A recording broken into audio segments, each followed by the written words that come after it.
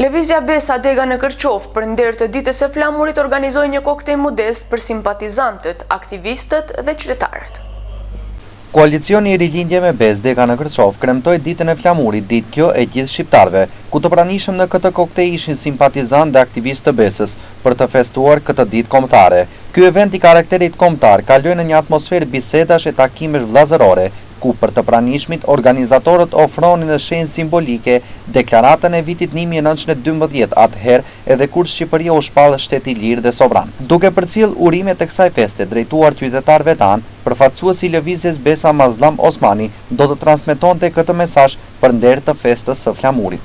Falenderoj fillimisht televizionin Gura që ndjek çdo aktivitet tonë të lëvizjes Besa, dhe sot me këtë rast dëshiroj gjithashtu të uroj gjithë shqiptarëve festën e madhe të 28 nëntorit, festën e flamurit, festën e shpalljes të pavarësisë të shtetit shqiptar.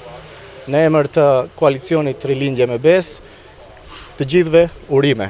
Sot për këtë fest ne organizuam një koktejl modest ku i presim të gjithë simpatizantët dhe qytetarët e Kërqovës,